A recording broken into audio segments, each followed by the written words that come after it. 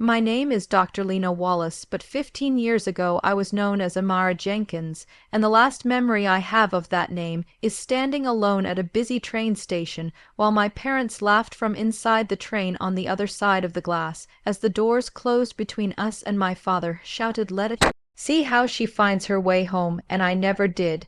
And this morning my phone flashed with 22 missed calls from them after 15 years of silence, and now their multimillion-dollar real estate business is falling apart under a fraud investigation, and suddenly they remember I exist and need me to save them. But what they do not know is I became a forensic accountant, and they just handed the perfect weapon to the girl they left behind. This is not going to be a rescue. This is going to be revenge. It is 7 o'clock in the morning, and I am standing in my penthouse apartment in Chicago, overlooking Lake Michigan, where the city is wrapped in soft blue light, and my world is silent, calm, clean, and precise. Everything around me is polished and ordered like the life I built with steel nerves and cold logic. I am 31 years old, and I solve billion-dollar frauds for global corporations. They bring me in when they smell corruption, and I expose it. I do not leave a trace, I do not lose, and my life is like my apartment made of glass, chrome, and marble, where nothing is out of place, not even a photograph or a crooked spoon.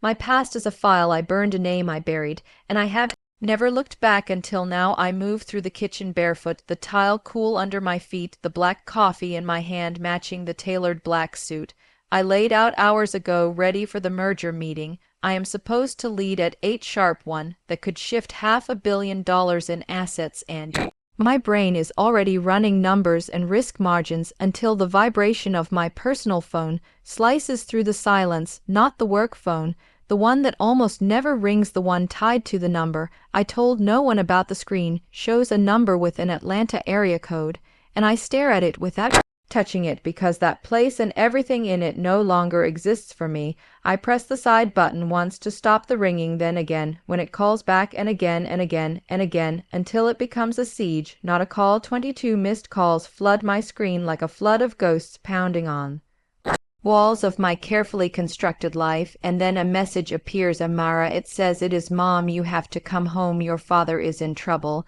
And I freeze, not because of fear but because of the name Amara, like someone whispering over my shoulder in the dark.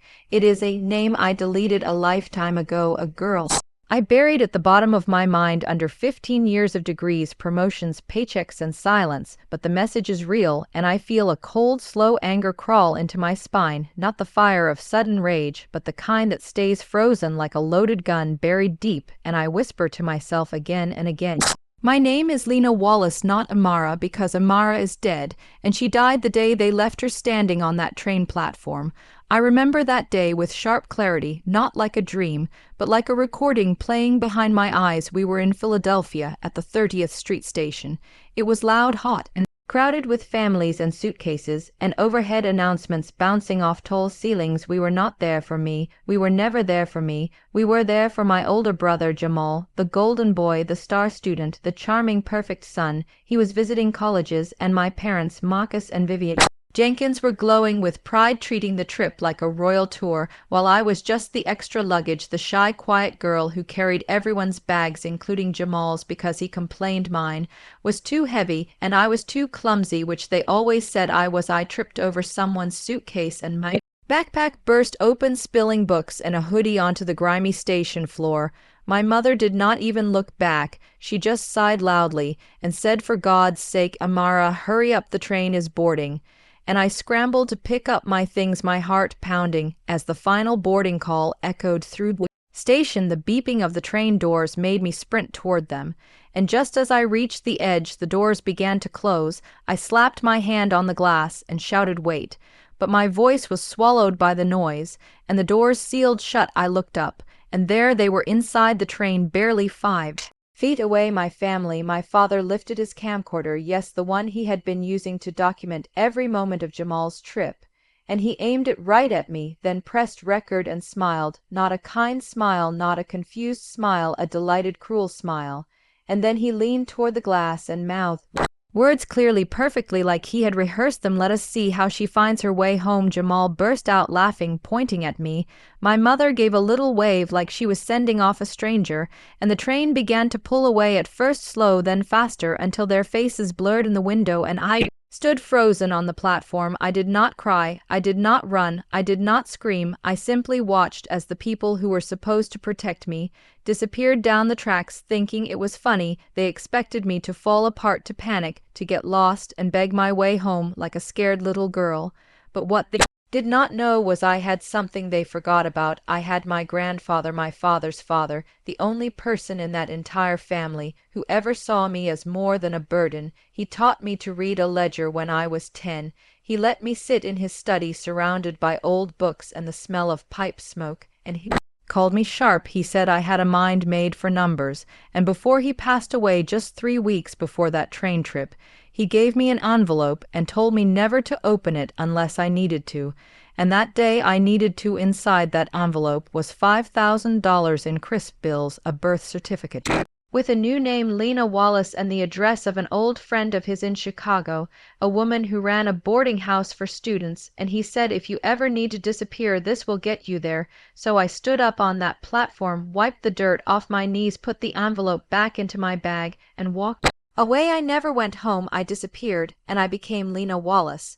And over the next 15 years, I turned into the kind of woman who never gets left behind again. So when my phone buzzed this morning with that name glowing on the screen, it was not a cry for help, it was a door opening, and behind that door was everything they thought they buried. But I did not answer right away. I went to my office instead, my glass and steel temple, where the walls are clean and the air is cold, and I sat at my desk and opened my laptop. The $500 million merger file sat waiting, and I closed it. I opened a new tab and typed in the words Jenkins Legacy Homes. The screen did not show awards or features in architecture magazines. It showed headlines: investigations, lawsuits, accusations of embezzlement and fraud. Marcus Jenkins under federal scrutiny. Over $4,200,000 diverted to shell companies. And I smiled a smile that felt like steel tightening around my jaw, because they forgot who I was. They forgot I am the $1 billion corporations pay $1,200 per hour to find secrets just like this. They were calling for a child, and they woke up a weapon. I picked up my secure work phone and dialed my assistant Maria. Cancel my meetings for the week. I said, her voice instantly alert, asking if everything was all right. And I said, everything is perfect. Book me a one-way ticket to Atlanta, first-class car, waiting on the tarmac. I am going home. The Jenkins mansion in Buckhead had not changed at all. Even after 15 years, it still looked like someone tried to copy a magazine cover without understanding elegance, oversized and loud, with marble floors, gold accents, and enough columns to pretend it was important. The driver pulled the Maybach up to the front, and before he could even open my door, I could hear the shouting inside, and I knew that sound too well, the sound of my family falling apart. It was the sound of rage, panic, blame, and chaos layered over years of resentment and secrets, and I did not hesitate. I stepped out of the car, heels that clicked against the stone, and walked to the door, not knocking, not pausing, just pushing it open with one palm, because I do not knock on doors. I already owned. The hinges were silent, the swing smooth. But the effect was seismic. Inside, the shouting stopped instantly, like someone had pressed mute on a storm. I stood in the grand entryway, letting my eyes adjust to the heavy chandelier light, and then I saw them all posed like statues, caught mid-act, frozen in the wreckage of their perfect little lie. My father, Marcus Jenkins, stood by the fireplace, red-faced, fists clenched, his suit rumpled from pacing. My mother, Vivian, perched on the edge of a cream settee, dabbing at imaginary tears, clutching her pearls like a lifeline. Jamal, the golden child, looked as pale as plaster, shrinking into a corner, trying not to breathe. And Tiffany, his wife, my sister-in-law, the venom dressed in designer, stood with her arms crossed, eyes narrowed, lips curled. They were staring at me, but they were not seeing me. They were looking for Amara, the 16-year-old they abandoned at the train station. They were expecting a scared, broken girl wearing sneakers and oversized glasses, hoping to be welcomed back. did not recognize the woman in front of them because Lena Wallace is not afraid, and she does not ask for anything. I stood still, letting the silence stretch, letting them absorb the image. Tailored, black Tom Ford suit, perfect bob cut, precise sharp heels, striking the marble once like a judge with a gavel. I did not smile, I did not speak, not until I was ready, and Vivian broke first, her face collapsing into a mix of fake joy and disbelief. She stood, arms opening, like she expected a hug, voice high and wailing, "Amara, oh my baby, you came home." She rushed forward, perfume flooding the air, heavy, sweet and familiar, but I took one step back, cool, silent, deliberate, and her arms closed around nothing. She stopped, confused, caught mid-gesture, like an actor missing her cue. I raised a hand, not to greet her, but to halt her. "Stop right there, it is Dr. Wallace," I said, loud and clear and sharp enough to cut through bone. "Call me Dr. Wallace." Vivian blinked, stunned, her mouth parting as if to say something else, but the moment had passed. She lost the upper hand before she even knew there was a game. Then of course came the second wave. Tiffany laughed, sharp, loud, fake. "Oh please," she sneered, her voice like nails across a mirror. "Look at this. She thinks she is somebody now. Who are you supposed to be? A lawyer, a model? That is a nice suit, Amara. Where did you rent it? Jamal, tell her we will pay her back when we are back on our feet." Jamal did not laugh. He just stood there, mute, useless, lost in tornado around him, and then the roar came. Marcus did not bother with pretense. He slammed his fist on the side table and pointed directly at me. "Do not walk into my house acting like this, Amara. You want to play games, fine, but we do not have time for this show. 15 years you disappear, and now you stroll in here like some goddamn judge. What do you want? Why are you here?" His voice bounced off the vaulted ceiling, louder than ever, but behind the volume I heard it. He was not angry, he was terrified, and a terrified Marcus was a man grasping at crumbling walls. The house was burning, and he thought he could shout down the flames. I walked past them all, ignoring Tiffany's smirk, ignoring my mother's trembling lip, ignoring the way Jamal looked anywhere but at me. I looked at my father directly. He was still taller than me, still broad and commanding, but now his shoulders carried fear, not pride. "I am here because of a $4,200,000 lawsuit," I said, and my voice echoed with ice and finality. "You called me. I am simply responding." He stared at me, but this time he saw it. He saw that I knew. He saw that I was not here to ask for forgiveness. He saw that I was not here for them. I was here for the truth. Jamal stepped forward, stammering, "Amara, I mean Lena, we need your help. You are good with numbers, right? You always were." I cut him off, not loudly, just clearly. "I am a forensic accountant. My title is Dr. Lena Wallace. I am paid $1,200 per hour by corporations that do not tolerate mistakes or lies." Tiffany's face shifted slightly. My mother clutched her pearls harder, and my father's eyes twitched. I looked directly at Marcus. "I am paid to find the truth," I said. "I am paid to uncover fraud, to expose theft, to dismantle financial illusions, and I specialize in exposing arrogant men who think no one is smart enough to catch them." The silence after that was perfect, like vacuum silence, like the kind in outer space where no one can scream. I turned slightly, my eyes sweeping over the expensive coffee table, the gleaming chandelier, the ornate wallpaper, and then back to my father. "So you want my help? Fine. My clock is running. Where are the books?" There was a scramble. Jamal tripped over a rug, trying to get the company laptop, fingers shaking so badly. He typed the password wrong twice, then he handed it to me like it was holy scripture. I sat down on the cream leather sofa, opened the laptop, and began working. The only sounds were the clicks of the keyboard and the occasional sharp breath behind me. I did not look up. My fingers moved with purpose, dissecting the accounts, scanning through spreadsheets, tracing wires through dummy companies. 10 minutes passed. They stood like an audience before a guillotine, watching, waiting, hoping, and I kept them there. Finally, I stopped typing. I let the pause stretch. Then I laughed just once, a small, sharp, humorless sound. "You are not just criminals," I said softly. "You are amateurs." Marcus moved forward, jaw clenched. "What did you say to me?" He barked like a dog guarding its last bone. I raised a hand, not to him but to Tiffany. "I am not talking to you," I said, my eyes locked on hers. I flipped the laptop around and slid it toward her. Tiffany blinked, her confidence draining in real time. I pointed to a line item on the ledger, $300,000 listed as marketing and outreach, paid 3 weeks ago. I clicked again. New tab, state registry records, showing Tifco Solutions, a shell company listed to a post office box indicator, and registered under one name, hers. "You did not even bother to hide it." I said. "You used your own name."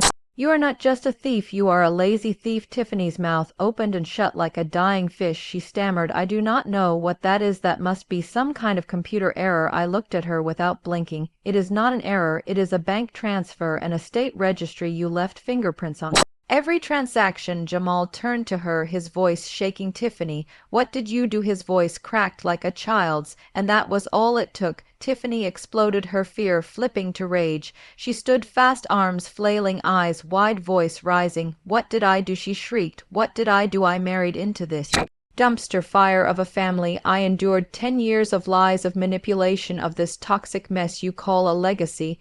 I married a spineless, weak man and lived under the thumb of a matriarch, obsessed with appearances, and a patriarch who never saw me as more than an accessory. I did what I had to do. Marcus was red with fury, but he did not move. Vivian looked like she wanted to melt into the couch, and Jamal looked like he had just been slapped with a truth he had never seen before. Tiffany was still shouting, throwing her hands around and screaming about what she deserved, about the years she gave, about how this family never saw her. I sat silently watching the unraveling. This was always how it was going to go, and as I watched Tiffany unravel, I thought of my grandfather, William Jenkins. He was everything this family pretended to be. He built Jenkins Legacy Homes with grit and sweat and reputation, not parties and fake smiles, and he was the only one who ever looked at me and saw value. He taught me to trust numbers because numbers do not lie. And in the last weeks of his life, he called me into his study, and he told me the truth. He said, Marcus does not understand legacy. He only understands pride. So I am giving you a seat at the table, 10% my founding shares. They are yours, Amara. But only when you turn 18. You will keep this family honest. He made me promise, and I did. But after he died, I watched them steal it all. They held a fake will, reading and acted like I was invisible. They forged a new will, leaving everything to Marcus, every share, every right. They thought I was too young, too sad, too stupid. But what they did not know was that my grandfather gave me a copy, the real will, a notarized, certified, ironclad document, and I had it in my backpack the day they left me at that train station, the same envelope that held the cash and the new name. I held the truth, the key to destroying every single lie they ever told, and they had no idea, not then, not now, and now that I was here, and they had called me back and begged me for help. They were handing me everything I needed willingly. The shouting in that room kept echoing even after Tiffany ran out of breath, because the damage was already done, and I did not need to say a single word to make it worse. I simply sat there with the laptop open on my knees, watching the truth crawl out of the numbers like a confession written in ink. Marcus was pacing again, his hands opening and closing like he wanted to grab something solid, but there was nothing left to hold. Vivian had gone very still, the way people do when they are trying to survive a sinking feeling, and Jamal stood frozen between his wife and his parents like a child caught in the middle of a fire. He never understood. Tiffany's outburst had cracked something open, and now the house felt different, heavier, as if all the lies soaked into the walls were finally bleeding through the paint. And Marcus turned on her with a snarl, telling her to shut up, telling her she was nothing but a petty thief. But even as he shouted, I could hear the fear underneath, because he knew $300,000 was nothing compared to what I was about to uncover. And I finally closed the laptop slowly, deliberately, like a doctor setting down tools before delivering a diagnosis. I stood up, letting the sound of my heels on the marble floor cut through the chaos, and I looked directly at my father and said, this is not the real problem, and that made him stop mid-rant, because men like Marcus always think the loudest threat is the worst one, and when you tell them it is not, they panic. He demanded to know what I meant, raising his voice again, trying to crush the moment with force, but I shook my head and said the $4,200,000 is not a mistake or a one-time theft. It is a pattern, and patterns tell stories, and this one started long before Tiffany got greedy. Jamal frowned, confused, asking what pattern, what story, and I turned the laptop back toward myself and reopened the files, scrolling calmly while they waited, because waiting is torture when you know something bad is coming. And I explained that the money was not taken all at once, it was siphoned. Over time, first small amounts buried deep inside consulting fees and development costs, then larger sums spaced carefully to avoid attention, all routed to the same private trust. And that trust was not random, it was deliberate, controlled, and hidden, and Marcus stopped pacing completely, his face tightening, his jaw locking, and I could see it the moment he realized I was not guessing, I was reading his past line by line. And he demanded to know the name of the trust. And I said it quietly, letting it land without drama: TJ Education Fund. And the room shifted. Jamal blinked, asking, "Who is TJ?" Tiffany looked confused because this part was not hers, and Vivian's fingers tightened around her pearls so hard the skin on her knuckles went white. And I turned slowly toward her because I already knew the answer and asked her gently, "Who is TJ?" Vivian did not answer. She did not even look at me. She stared straight ahead like a statue, and Marcus snapped at her, asking what I was talking about, demanding answers from his wife. And for the first time since I walked in that house, I saw something break between them, not anger, not shouting, but fear and suspicion, because secrets rot marriages faster than betrayal. And I explained calmly that I ran a public record search while Tiffany was screaming that it took me less than a minute to find Thomas Jenkins, a 17-year-old boy enrolled at a private boarding school in Connecticut with tuition higher than most college degrees, and his mother, Catherine Turner, a former executive assistant at Jenkins Legacy Homes, who conveniently left the company 10 years ago, which happened to be the same year. The trust started receiving payments, and Jamal's mouth fell open, his eyes darting between his parents as the realization slowly poisoned him. And he whispered, "Dad," and Marcus snapped at him to shut up, but his voice cracked because he knew the truth was no longer his to control. And I said the $4,200,000 was not fraud from outside the company. It was not a competitor. It was hush money. It was child support. It was the cost of keeping a secret life hidden behind a respectable family name. And that was when the room collapsed into silence, not the shocked silence from before, but a dead heavy silence like the aftermath of an explosion. Marcus sank back into a chair, his strength draining away, his shoulders slumping. Vivian finally closed her eyes, and a low sound escaped her throat, not a cry, not a scream, just the sound of a woman realizing every lie she protected just burned her alive. Jamal staggered back, as if struck, and Tiffany forgot her own crime, completely staring at Marcus with pure horror, asking if it was true, if there was another kid, if the money was gone. And Marcus said nothing because there was nothing left to deny. And I stood there watching them dismantle themselves piece by piece, because this was not something I had to destroy. It had been rotting for years, and I was just the light shining through the cracks. And as they spiraled, I thought again of my grandfather, because everything always came back to him. He was the foundation they stole from, and the only reason any of this hurt them now was because he taught me how to read truth without emotion. He taught me that integrity lives in the details. And while Marcus inherited the title, he never inherited the discipline. He saw the company as a toy, and my grandfather saw it as a responsibility. And that was why he gave me those shares, because he knew exactly who his son was.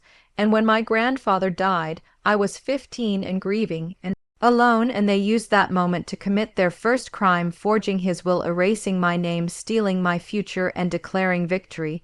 Before they ever realized I was watching, I let that memory sit inside me for a moment before I spoke again, because this next part mattered. I told them that the $4,200,000 was not what was killing the company. It was just the symptom. The real wound was deeper, older, and tied directly to greed and lies layered over time. And Marcus demanded to know what I was talking about again, his voice smaller now, brittle. And I said the lawsuit is real, but it is not coming from where you think. And Jamal looked at me desperately, asking, "Who then? Who is suing us? Who is taking everything?" And I paused, because timing is everything. And before I could answer, Marcus's phone buzzed violently on the desk, the lawyer's name flashing on the screen. And Marcus froze, staring at it like it was a loaded gun. Jamal whispered, "It is the lawyer," and Marcus answered with shaking hands, putting it on speaker.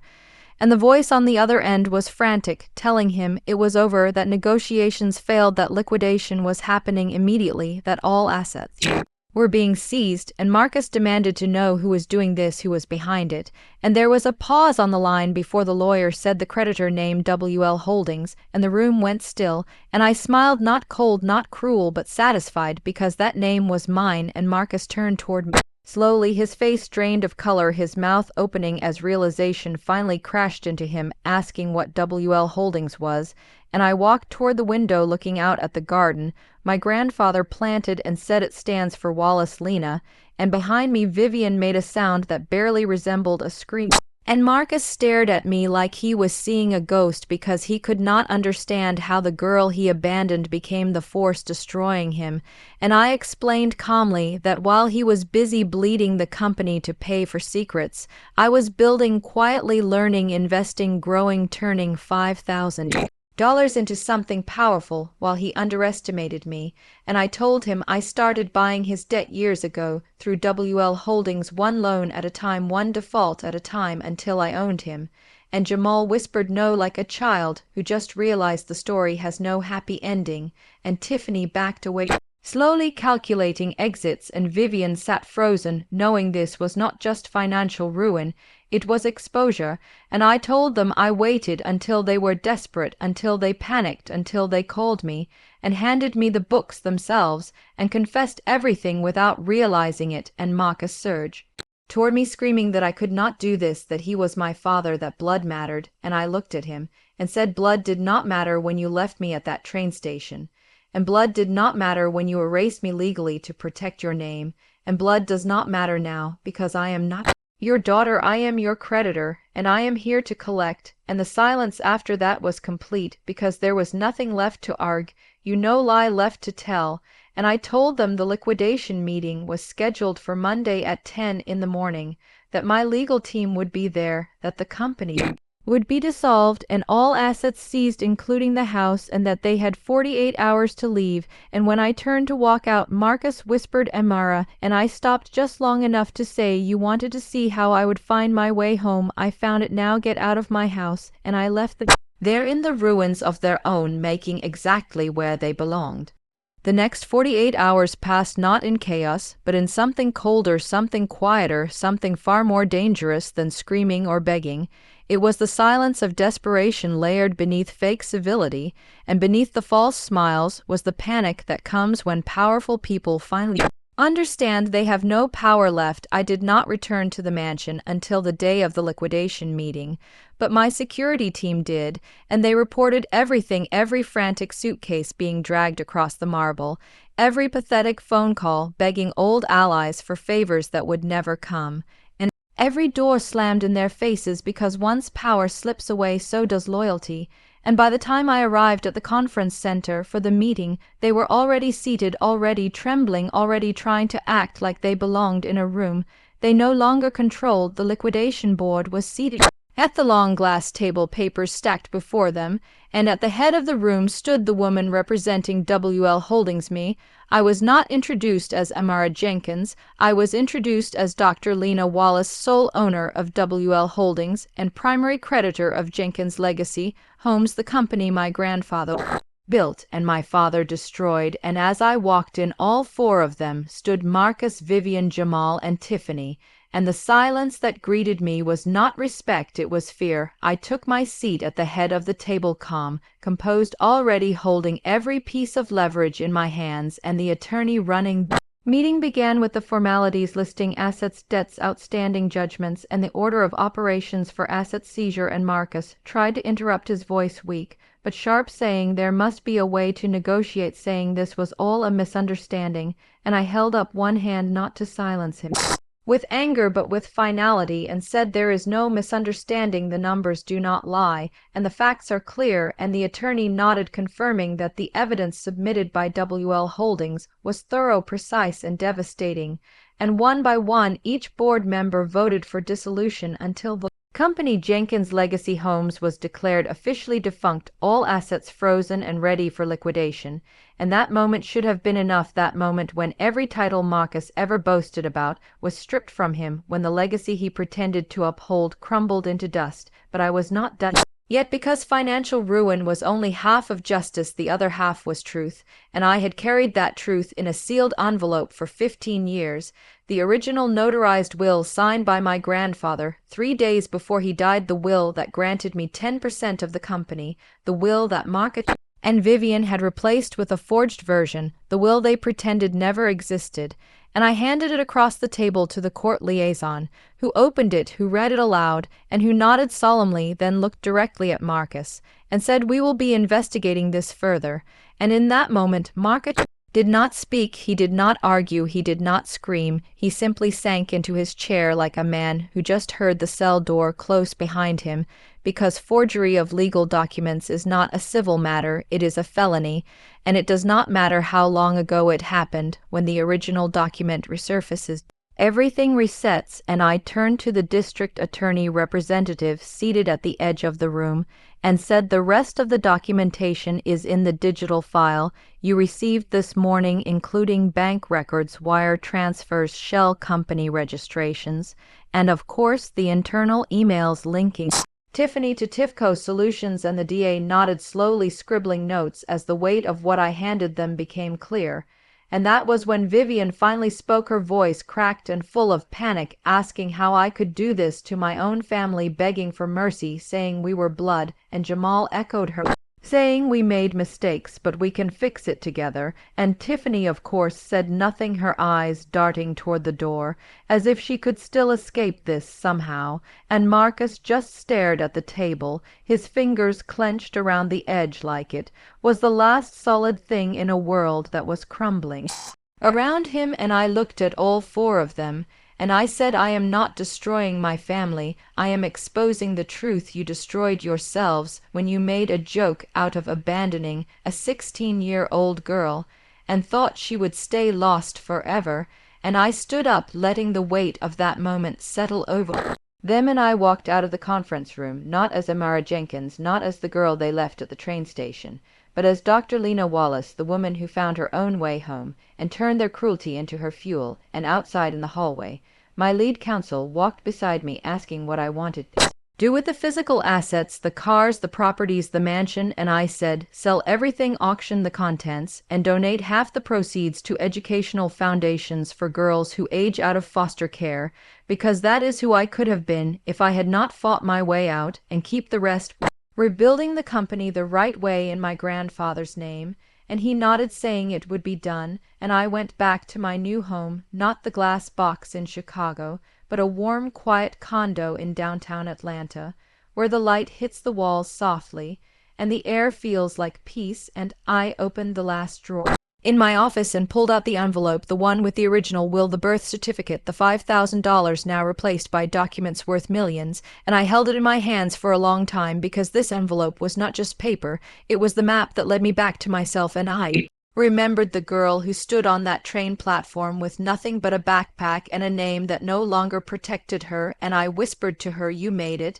And then I called the headmaster at the boarding school in Connecticut, the one where Thomas Jenkins was enrolled, the one being paid for by stolen money, and I asked to speak with the bursar, and I told him that the education fund was being dissolved, that the payments would stop immediately, but that the student would not be expelled. And he asked who would be taking over the account, and I said WL Holdings, and that the tuition would be covered through a new scholarship, but that the boy would never know my name. And then I hung up and stared out the window, wondering if he looked like Marcus, if he smiled like him, or if he would grow up to be better, because secrets do not stay buried forever, and maybe, just maybe, he could build something good from the pieces of the lie that created him. And 2 weeks later, a box arrived at my door. Inside was the final record from the liquidation, the deed to the mansion now signed over to me. And I opened it slowly, staring at the address, the one etched into every lie they ever told, and I made a decision. I called a demolition company and scheduled a tear down, and when they asked why, I said because some houses are not worth saving, and I watched them level it brick by brick until nothing was left, and in its place I planned a park, small, quiet, green, and open to the public, and I named it after my grandfather, William Jenkins, because he was the only one who ever taught me the difference between wealth and worth, and at the grand opening I stood beneath a new plaque that read integrity is not inherited, it is earned, and as children played on the grass and people walked their dogs, and laughed, I felt something I had not felt in 15 years, not victory, not revenge, just closure. And in that moment I knew it was finally over, not just the company, not just the lies, but the part of me that still waited at that train station, hoping someone would come back, because I did not need them to come back anymore. I had found my way home, and I had built something better than what they tried to erase. And when people ask who I am, I do not tell them the story of Amara Jenkins. I tell them I am Dr. Lena Wallace, and I fix broken systems, and sometimes broken people too, but only the ones who want to be better, and as for the ones who laugh through the glass as the doors closed, I let them live with what they chose, because losing everything was only the beginning of their ending, and mine was just beginning. The days that followed were not filled with noise or celebration. They were filled with an eerie kind of silence, the type that only comes after something massive collapses, and the dust has not fully settled. Yet I was not celebrating the end of Jenkins Legacy Homes. I was dismantling it piece by piece, reviewing every document, cross-checking every record, organizing the audit trail, not for revenge, but for completion, because my work was not just about taking something down. It was about ensuring it could never rise again, not in the form it once held, not with the same hands steering it. The mansion had already been emptied, the estate locked down by my security detail, and whatever trinkets Marcus and Vivian wanted to hide had long since been confiscated and boxed for legal review. But as I walked through the gutted shell of that house, I noticed something remarkable. The quiet, it did not echo with laughter or memory, it echoed with guilt and wasted potential. That house had never been a home.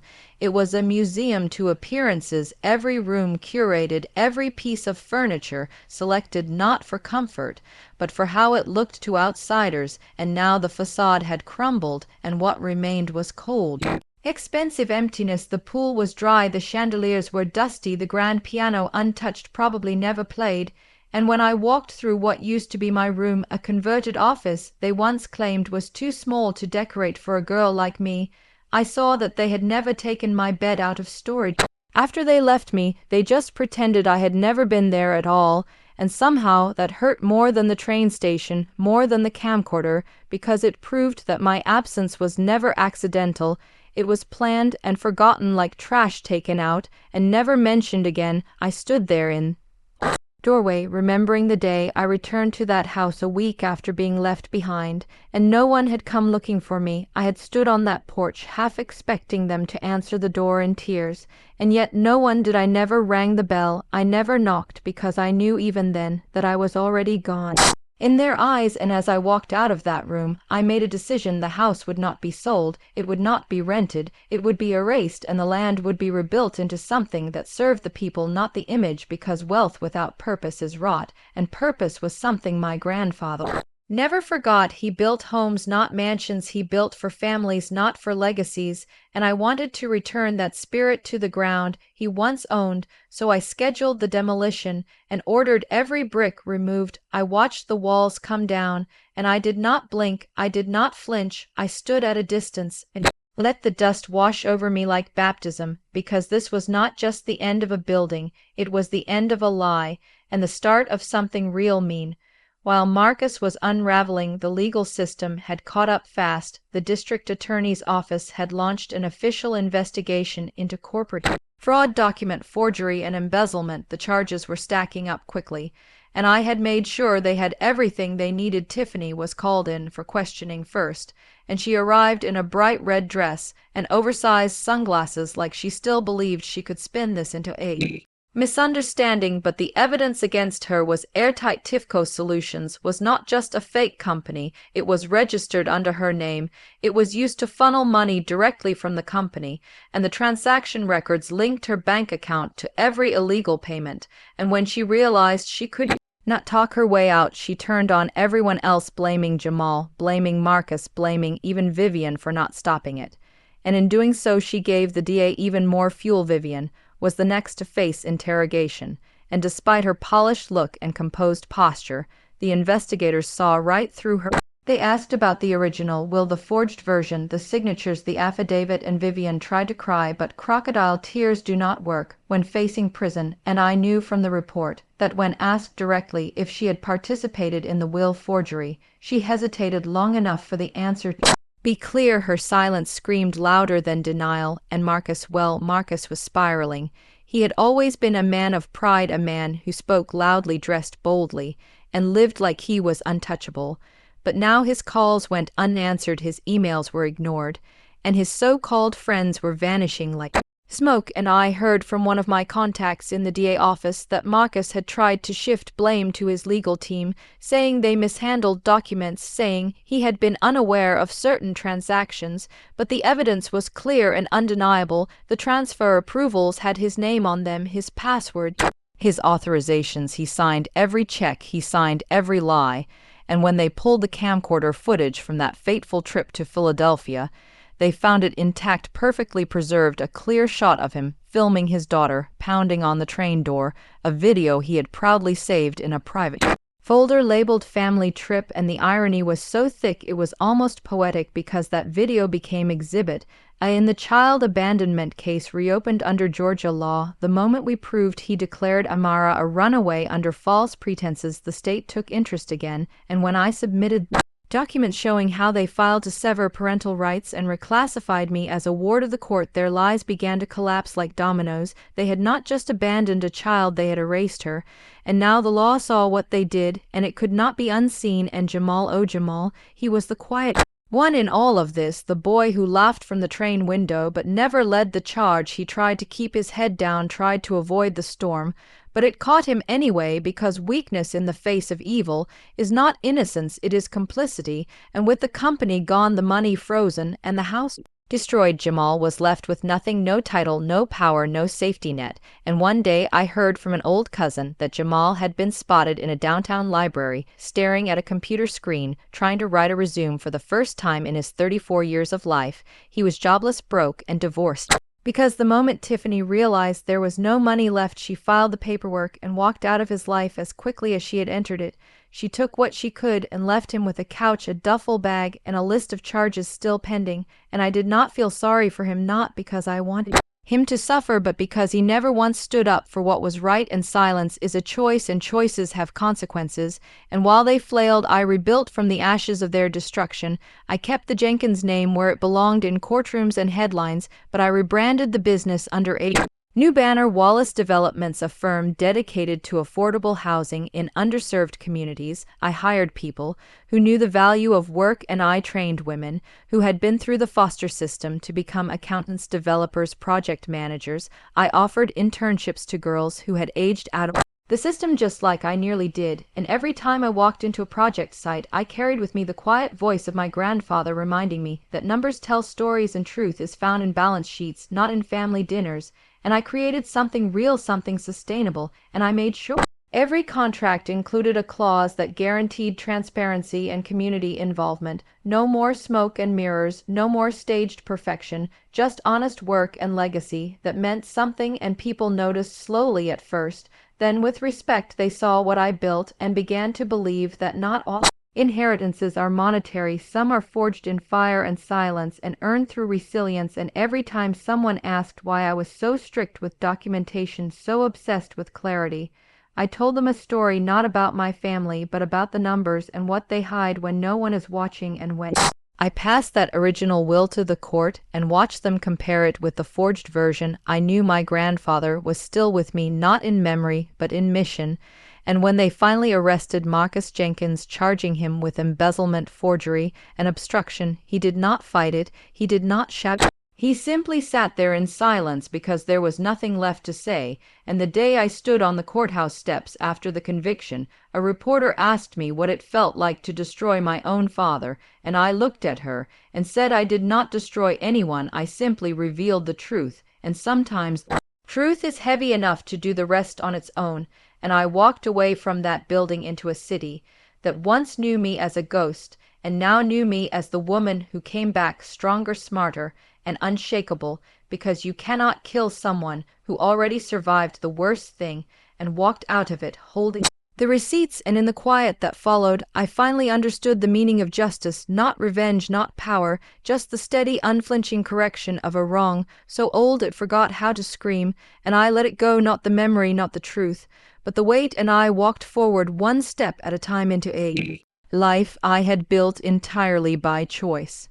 It had been nearly 10 years since that day at the train station, and the sting of being abandoned as a joke still lived somewhere deep inside me like a scar I had grown used to carrying but never forgot, and now as I sat across from them in the same room after all those years, I felt no nervousness, no fear, just the eerie calm of someone who had nothing left to lose. They had asked to meet me in a public place, a nice restaurant, no doubt chosen to keep up appearances, as if pretending this was a regular family reunion would make it so, and I had agreed not because I wanted closure, but because I wanted to look them in the eyes and see if they remembered what they had done, if they had any shame left at all.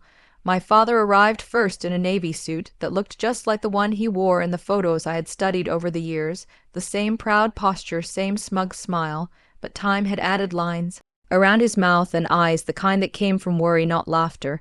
And when my mother walked in shortly after him, dressed in pearls and pastel, as if we were about to attend Sunday brunch, she had that same distant gaze, the one I remembered from childhood when I would try to get her attention.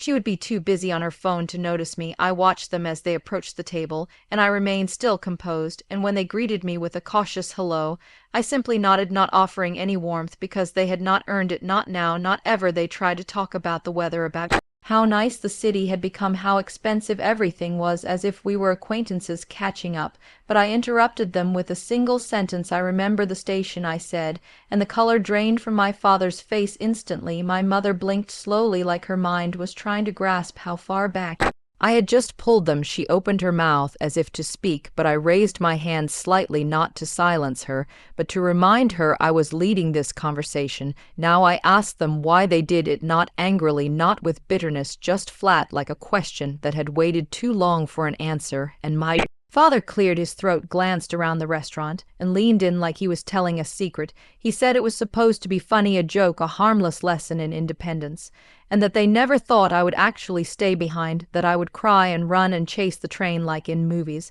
and that they would open the doors and laugh and hug me, and we would all go home and talk about how brave I had been, but I never ran.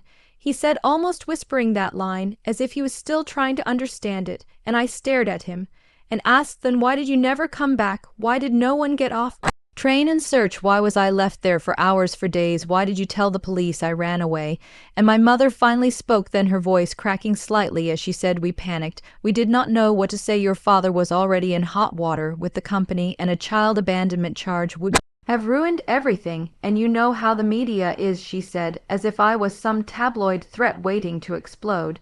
She said they thought I would be found quickly, that someone would bring me to the authorities, and they could explain it away as miscommunication.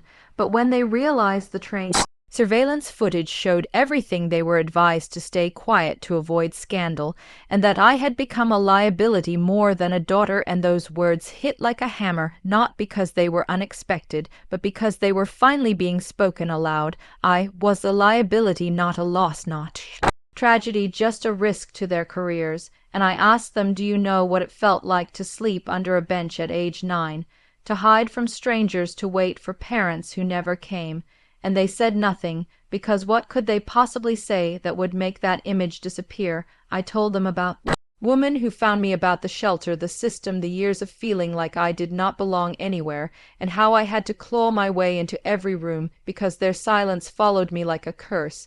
And I asked them what they wanted from me now after all these years, and my mother wiped her eyes with a linen napkin and said, "We want a relationship with our daughter." And my father nodded, like that was a reasonable request, like the past could be packed into a box and placed on a shelf.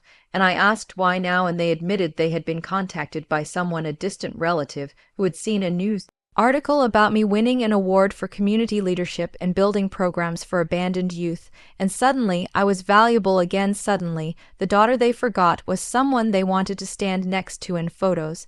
And I leaned back in my chair and laughed, not cruelly, but because of how absurd It all was I told them I did not hate them, but I would never forgive them either, and that forgiveness was not a door I kept unlocked for people who threw me away like trash and came back when it was convenient, and my father tried to argue, said they had suffered too, that they lost friends and faced whispers at parties, and that the guilt had eaten away at them for years, and I said good because guilt is the tax you pay for betrayal, and my mother tried to reach for my hand, but I pulled it away and told her gently that I was not angry, I was done, and that this meeting was not a bridge, it was boundary, and I stood up and placed enough cash on the table to cover my drink, and said, I hope you find peace, but it will not be through me, and I walked out without looking back.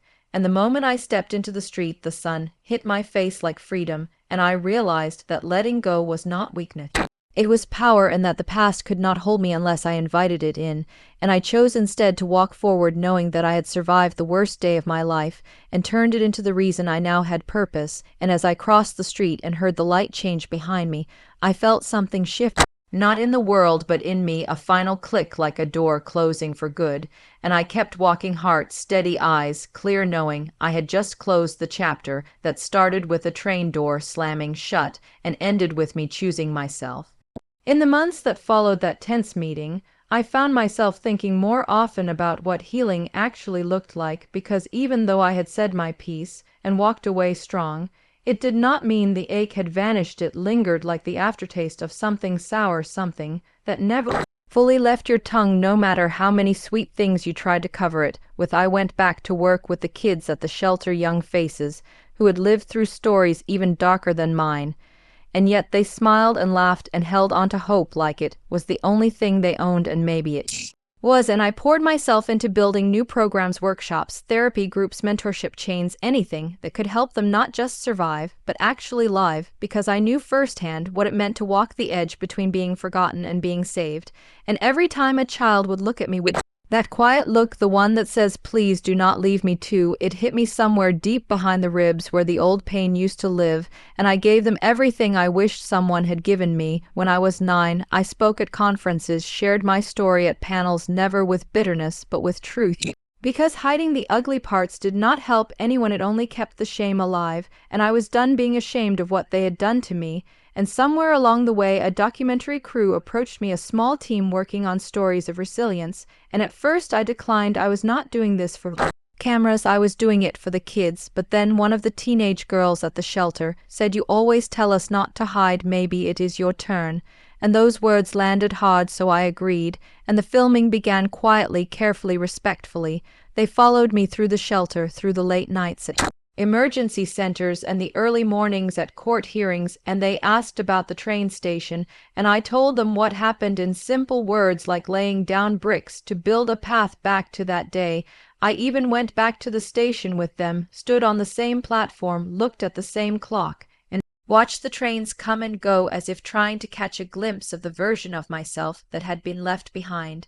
And I spoke directly to the camera that day, to the little girl who once believed it was her fault, and I told her, you did nothing wrong, and you were always worth coming back for. And something shifted in me again that day, not loud, not visible, just a quiet settling, like a wound finally scabbed over. And I noticed the crew had tears in their eyes, and I let them have that moment because it was real and raw. And I was tired of pretending I was made of stone. The documentary aired months later, and I did not expect much, maybe some attention, maybe a few emails, but what came next was something else entirely. My inbox was flooded with messages from people who had seen it, who had lived it, who had been abandoned, forgotten, displaced, and who now felt seen, and I read every single one. Cried through half of them, because even in my pain I had never realized how many others carried similar stories.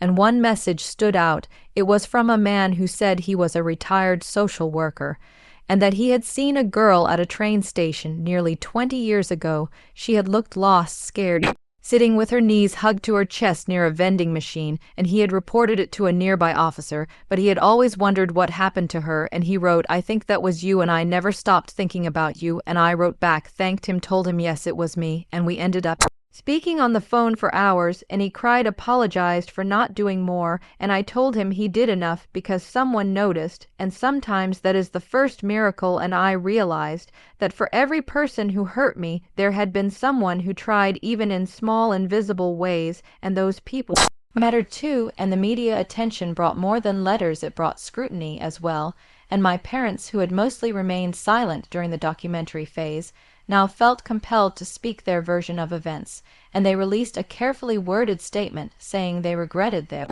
actions, that they had suffered too, that they hoped for forgiveness and a chance to rebuild, and it made headlines again. But this time I chose not to respond. I let silence speak for me, because not everything deserves a rebuttal, and I stayed focused on the kids, on the work, on the future, because that was where my energy belonged. And one evening I was invited to a dinner hosted by a major nonprofit one that wanted to fund new shelters, and during that event they asked me to speak not just about the work, but about what it means to rebuild after being broken, and I stood on that stage under golden light and spoke to a room full of suits and gowns and said healing does not mean forgetting, it means remembering without bleeding. And I watched as grown men wiped their eyes and women nodded fiercely, and I knew then that my voice had weight, not because it was loud, but because it was honest. And after the speech, a woman approached me, said her son had gone missing years ago and was never found, and she held my hand and said, "Your story makes me hope he is somewhere safe," and that broke something soft inside me again,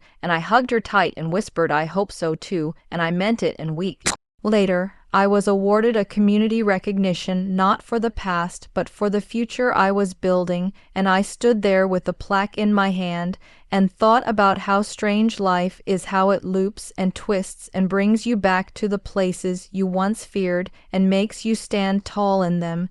And I was not that girl anymore. I was not sitting alone on a cold bench hoping someone would come back. I was standing under lights being clapped for by strangers who now believed in me, and it was surreal and beautiful. And I walked out of that hall into the night air and smiled, because for the first time in years I felt full, not of pain, not of revenge, just full of purpose. And as I drove home, I thought about the train station again, not with bitterness, but with gratitude, because maybe that was where my real story began, not where it ended, and I had turned that cruel joke into a legacy, not out of spite, but out of sheer stubborn survival. And I knew the road ahead would still have shadows, still have days where the past would creep in.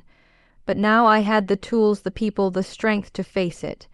And I was no longer just surviving, I was living, really living, and that felt like the most powerful revenge of all. Not screaming, not punishing, just thriving in a life they never thought I would build. And as I pulled into my driveway, the porch light flicked on automatically, like a welcome, like a quiet promise that this was home, my home, and I sat there for a moment, eyes closed, heart steady, breathing in the air of a life I had carved with my own hands, and I whispered to myself, "You made it." The weeks that followed were strangely quiet, not the kind of quiet that made you uneasy, but the kind that comes when a storm finally settles and the debris stops flying and you can finally hear your own breath again. And I spent more time than usual just being still, soaking in the ordinary things, like the sound of the kettle boiling, the smell of books, the weight of my dog's head on my lap, because after years of chaos, survival, guilt, and rebuilding, I had earned the right to peace, and I was not going to waste a second of it. One morning, while sipping coffee on the porch, I got a call from someone I had not expected, a woman named Julia, who said she worked with a National Victims Advocacy Foundation and had seen the documentary. She said my story had stirred conversations in spaces that usually stayed silent, and that many state officials had started asking what policies had failed me, how many other kids had fallen through the cracks, and what needed to change to prevent another child being left alone with no system to catch them. She asked if I would be willing to testify before a committee, and at first I hesitated, not because I was afraid of speaking, but because I was tired of reliving that day over and over like a broken record. But then I thought of all the kids whose stories would never be filmed, whose pain would never get a platform, and I said yes. And the following month I found myself in a tall marble building, sitting before a panel of people in suits who had never slept under a bench or begged strangers for directions, and I told them everything, not just the event, but the aftermath, the lack of follow-up, the coldness of social systems that viewed me as paperwork, not a person, and I watched as some of them shifted in their chairs, some looked uncomfortable, others looked angry, and a few even looked ashamed, and I could tell it was not just about me anymore, it was about all the failures stitched together into a system that should have caught me but did not. And after I finished speaking, there was silence, a heavy kind of silence, and then the chairman thanked me for my courage, and I nodded, not because I needed his thanks, but because I needed that moment to mark that the system had heard me, for once really heard me. And in the days that followed, things moved fast. There were policy drafts, my name in newspapers, op-eds written both in support and against me.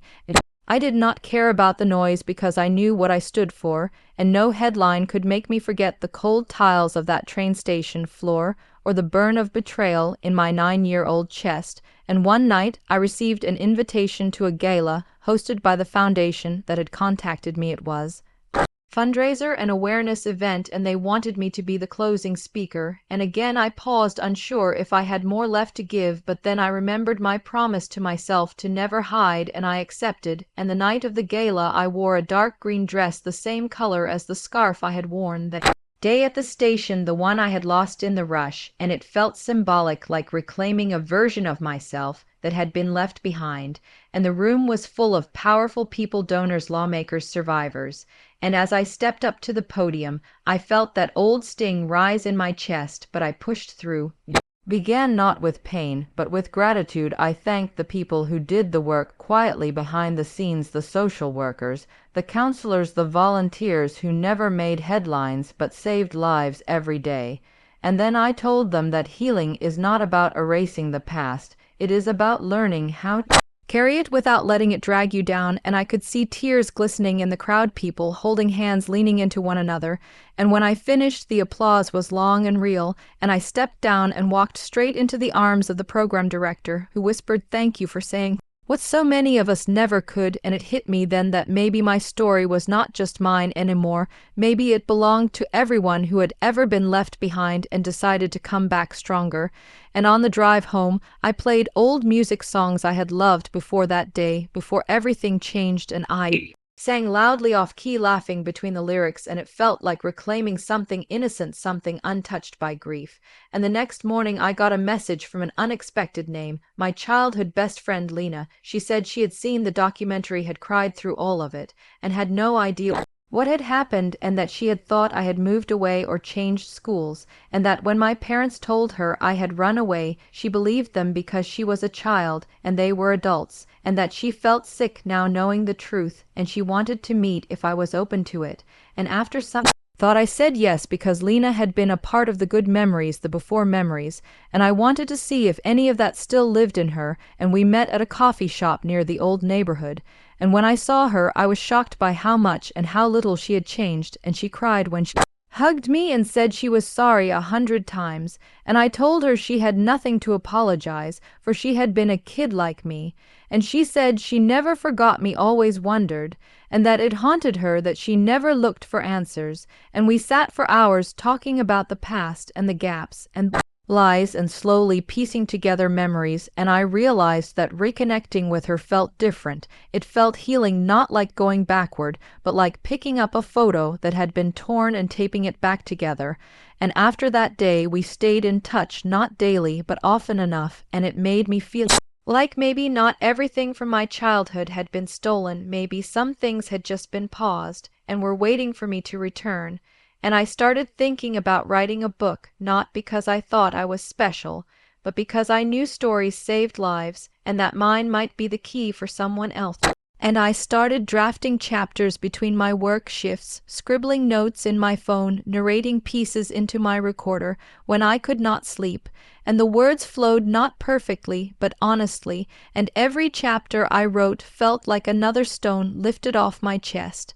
And by the time I reached the last page, I realized I was not writing about abandonment, I was writing about becoming whole again, and I sent the manuscript to a small publisher who specialized in survivor stories, and to my surprise they loved it, offered a deal, and within 6 months the book was real, a tangible thing in my hands, and when I saw my name on the cover I cried, not because I had made something beautiful, but because I had turned my worst day into something that might help someone else survive theirs.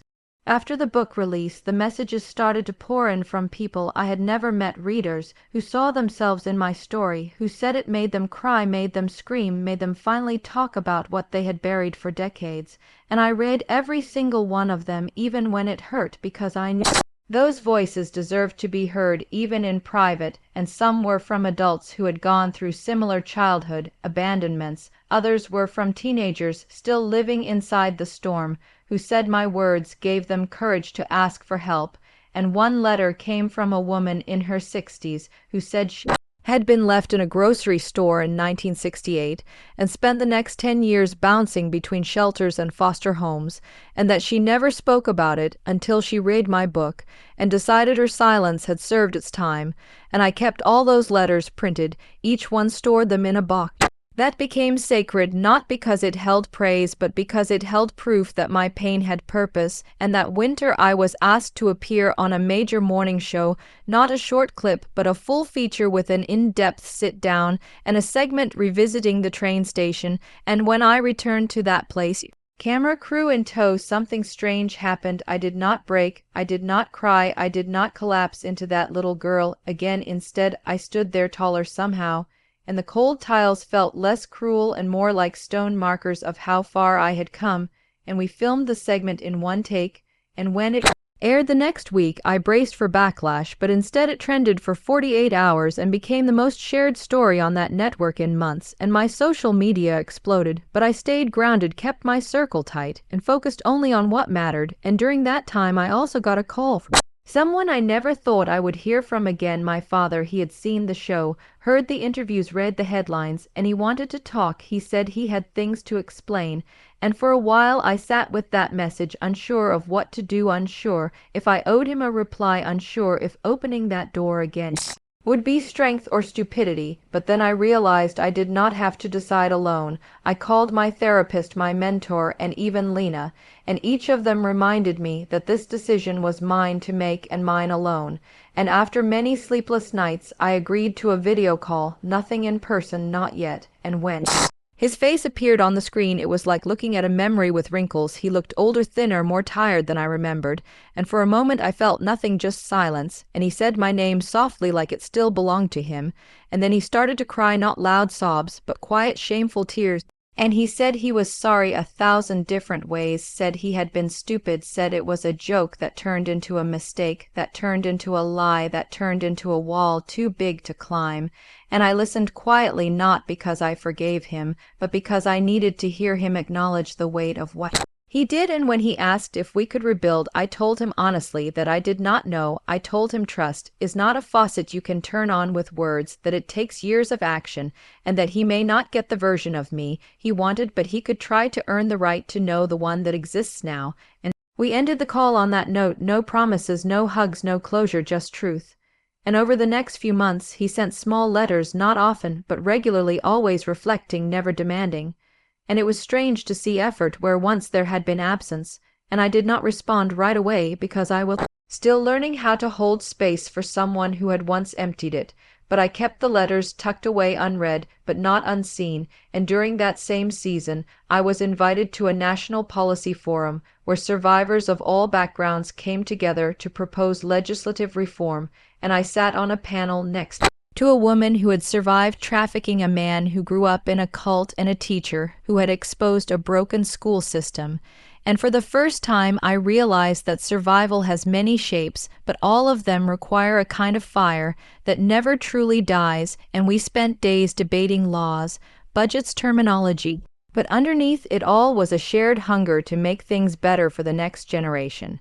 And when I took the stage to share my proposal, I spoke not from a script, but from the bones of who I was, and I said, if our systems are not built to catch the smallest, the loneliest, the most invisible, then we have built them wrong, and when I stepped down the applause was deafening, and that night I slept for 10 hours straight, a small miracle for someone who used to wake at every creak and shadow, and I began dreaming again, not of nightmares, but of futures, soft ones, filled with art, laughter, and people stayed, and I started painting again, a hobby I had abandoned in foster care, and I turned one of my paintings into a book cover, and it sold out in the first month, and I cried not because of the money, but because a piece of my soul now lived in the hands of strangers, and somewhere between the panels and the letters and the paintings I began to feel something I never expected: wholeness, not perfection, not bliss, but a steady sense that I was finally living a life of my own design. And one evening, while walking through a bookstore,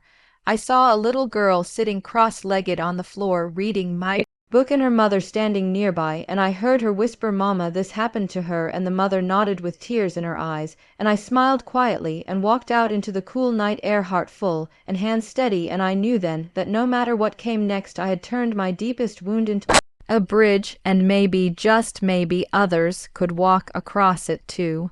With the momentum building around the book and the advocacy work, I found myself invited into spaces I never thought I would enter, places where decisions were made, budgets were argued, and futures were shaped, and one of those invitations came from an international summit on childhood trauma held in Geneva, a gathering of experts, survivors, doctors, educators, and policymakers from more than 50 countries. And when the invitation landed in my inbox, I read it 3 times to make sure it was real, and then I sat quietly for 10 minutes just breathing, because it hit me all at once. The little girl had once sat crying on a train station floor, now being asked to speak to the world about why children deserve protection, dignity, and a chance. And when I told Lena, she screamed with joy and insisted on helping me pick my outfits. And when I told my mentor, she cried and said, "You were always meant to do this." And so I boarded a flight to Switzerland and landed in a city so clean and bright it almost felt like a dream, and the sum it was held in a glass building that looked like a giant ship floating above a river. And as I stepped inside and saw my name on the printed schedule, it felt surreal, not like I did not belong, but like I had finally arrived. And during the 3-day event, I listened to so many heartbreaking stories from survivors across the world, and it reminded me that pain knows no border and healing has no one language. And when it was finally my turn to speak, I walked to the stage, holding a photo of myself at 9 years old that had been taken the week before the incident, and I placed it on the podium and said, "This is who they left, and I want you to know who she became." And I spoke not just about the event itself, but about the echoes, the invisible scars, the way abandonment rewires your trust and makes you question your worth every time someone is late or leaves or forgets. And I told them about the nights I could not sleep because I kept replaying that day in my head, about the friendships I ruined because I could not believe people would stay, about the jobs I turned down because I feared being stranded again. And I told them healing is not a straight line. It is a spiral where sometimes you revisit the same pain, but from a stronger place. And when I finished, the room was silent, not out of disinterest, but because sometimes truth does not invite applause, it invites reflection. And afterward, a man from Norway approached me and said he had never cried in a professional setting until today, and a woman from Kenya said she wanted to translate my book into Swahili for local shelters, and a teenager from France asked if she could hug me, and I said of course, and we cried together. And I realized that this moment was not about me, it was about all of us. And before I left Geneva, I visited a small bookstore and signed 5 copies of my book and left messages inside each one for whoever found them. And it felt like scattering seeds into the world, not knowing which would grow, but trusting that some would. And when I returned home, I was different, not changed, but expanded. And soon after, I was approached by a production company who wanted to adapt my book into a film. And my first instinct was fear, not because I did not want the story shared, but because I was terrified they would sensationalize it, turn it into drama instead of truth. But then I met the director, a quiet woman named Elise, who said she too had been abandoned as a child, and she promised me she would protect the story like it was her own, and I believed her. And over the next year, I worked closely with the screenwriters, the casting directors, the producers, making sure every scene, every word, every emotion honored the truth. And when the film went into production, I visited the set and stood frozen when I saw the replica of the train station and the little actress who played me walking across it with a look of quiet panic, and I had to step away for a moment to breathe to remind myself that this was not a reliving, it was a retelling. And when the movie finally premiered at a small independent festival in New York, I sat in the audience clutching Lena's hand, and when the final credits rolled, there was not a dry eye in the room, and I stood to speak, thanking everyone who helped bring the story to life. And I said, this is not just my story, it is a warning, a mirror, and a promise. And the reviews were honest, raw. Some called it haunting, others called it necessary. And I did not care for the stars or the ratings. I cared that someone somewhere might see it and decide not to walk away from their child, not to play games with their love, not to forget that children remember everything. And after the premiere, I returned home to a quiet evening and sat on the porch watching the sky darken, and I felt peace, not the kind that erases pain, but the kind that accepts it and turns it into power. And my father called later that week, said he had seen the movie, said he cried, said he was sorry again. And I listened, and I told him I appreciated the apology, but healing does not guarantee reunion, and that I wished him peace even if our paths never fully crossed again. And that was the last time we spoke. And it felt right, not cruel, just final, like a chapter closed with grace. And that summer I hosted a retreat for survivors in a cabin near the lake, bringing together 15 women who had all lived through different kinds of abandonment. And we spent 4 days talking, crying, painting, swimming. And one evening we built a fire and wrote letters to our younger selves, and then burned them, watching the smoke carry our words into the night sky. And one woman said this was the first time she felt safe in her own story, and another said she had not laughed this much in years. And I knew then that this was what I was meant to do, not just speak, but create spaces where others could speak too. And when the retreat ended, we all exchanged numbers, made a pact to keep supporting each other. And for once I felt like I had a tribe not built on blood or past, but on truth and choice. And after that retreat, I began working on my second book, this one not a memoir, but a guide for healing using art, movement, storytelling, and silence. And I called it Roots and Wings because that is what every survivor needs, something to ground them and something to help them fly. As the months passed following the release of the film and the retreat I hosted, I found myself entering a new kind of silence, not the hollow kind that used to follow abandonment, but the soft, grounding kind that comes from peace, from doing what you are meant to do. And I began receiving letters and emails from strangers across the world, people of all ages, backgrounds, and stories who had seen themselves reflected in my journey. And each message felt like a thread weaving into something larger, a tapestry of shared resilience.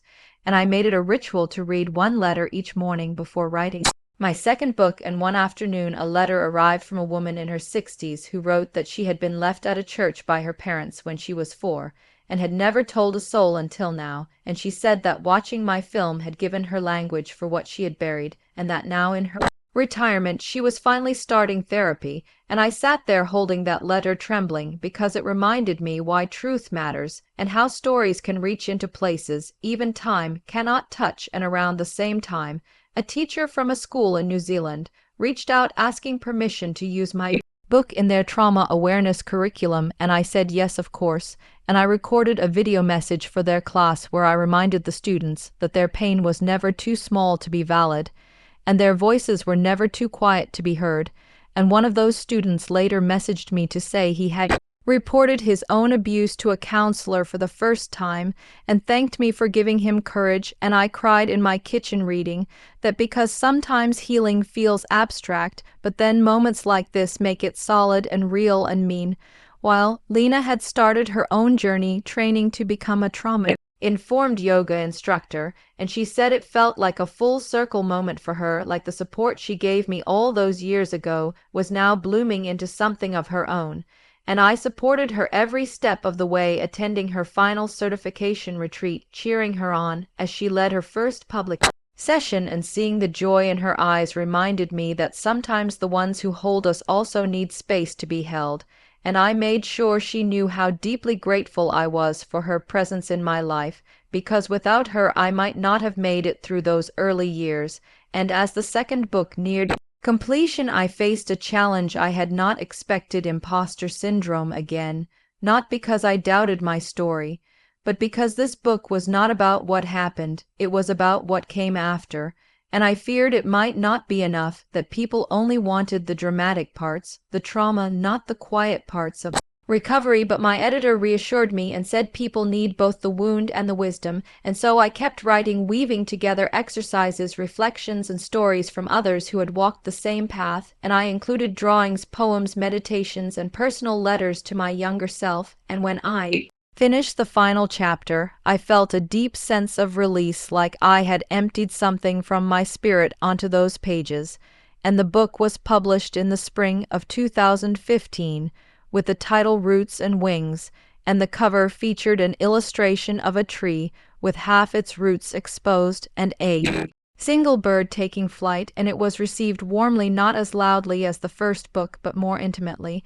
And that felt right, because this one was not about shouting, it was about whispering truth into healing spaces.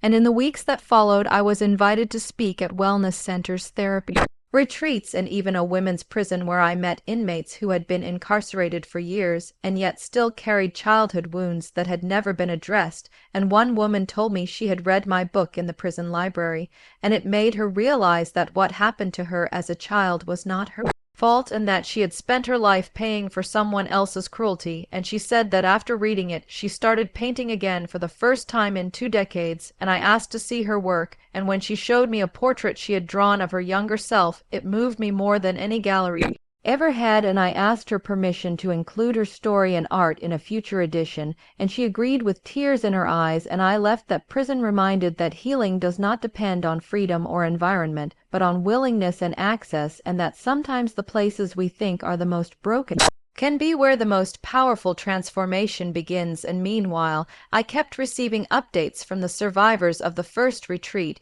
who had gone on to start their own support groups, blogs, workshops, and one of them even opened a healing cafe where each table was named after a different emotion, and the menu had dishes called Hope and Grounding and Letting Go.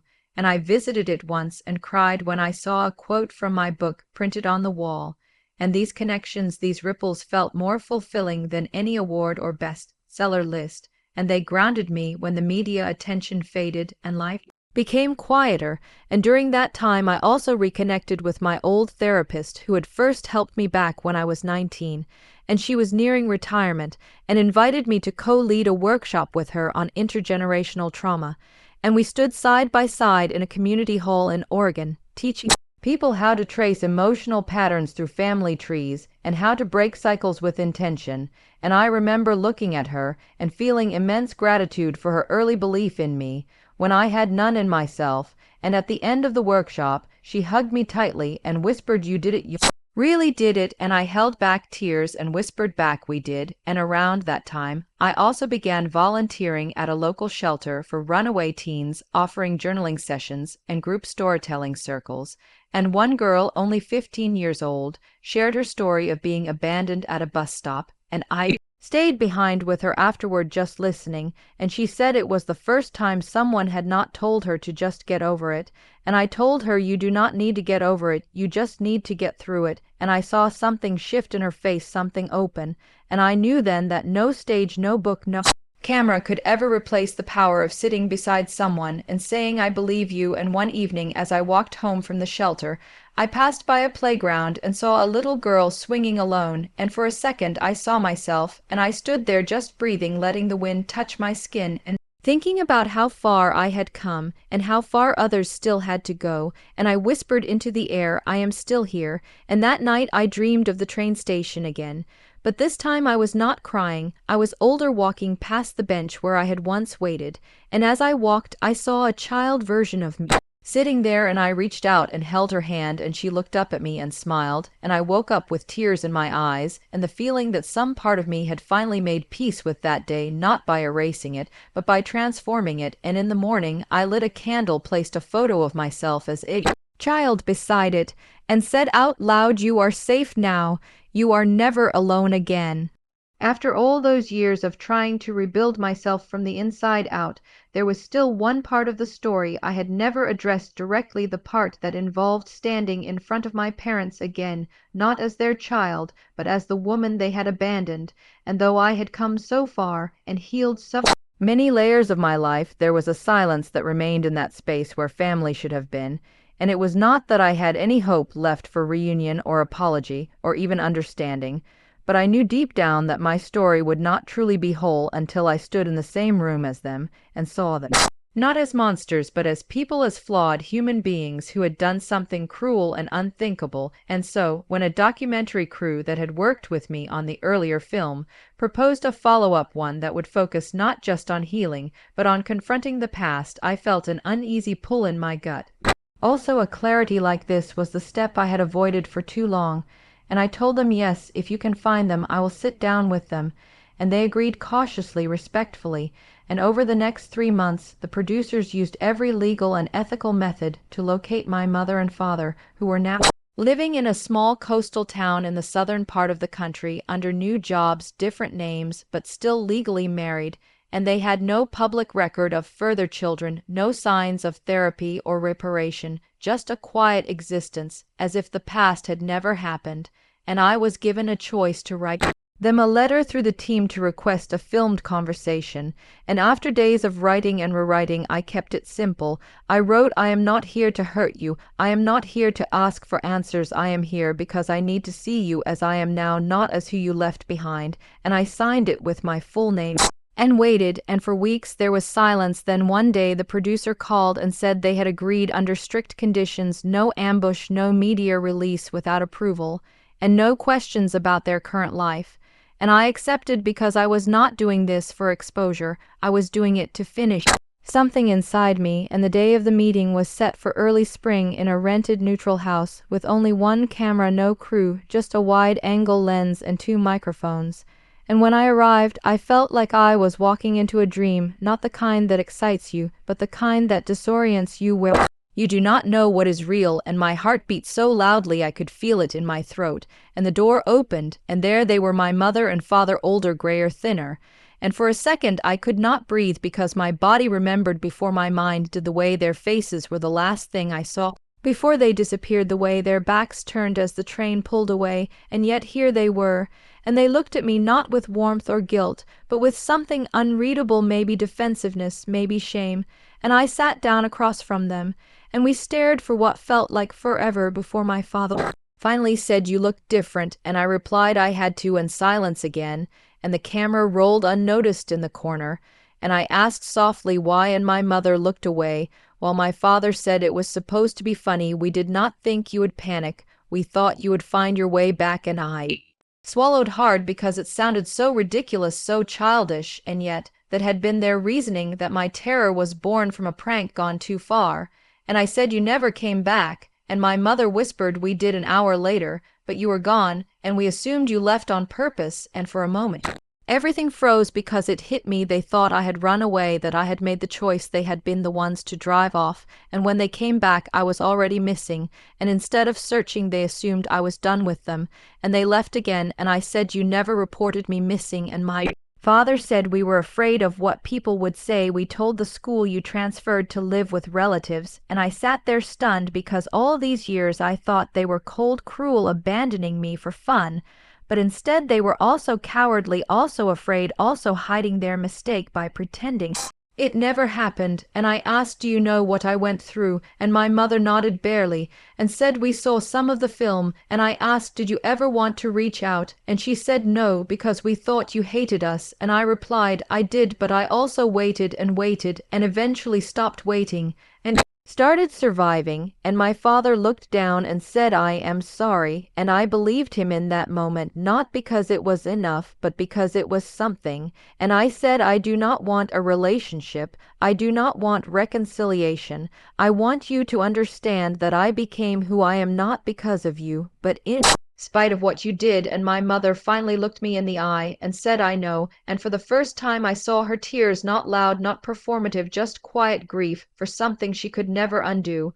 And we sat there in silence for a while before I stood up and said, "Thank you for meeting me." And as I walked to the door, my father said, "You turned out strong," and I replied I had no choice, and I left. And that night I stood on the balcony of my hotel room, staring at the ocean and realizing that the girl who once waited on a bench hoping to be rescued had finally rescued herself, and I cried not from sadness but from release, and I felt a calm I had never known, like a chapter had closed, not with fanfare but with quiet dignity.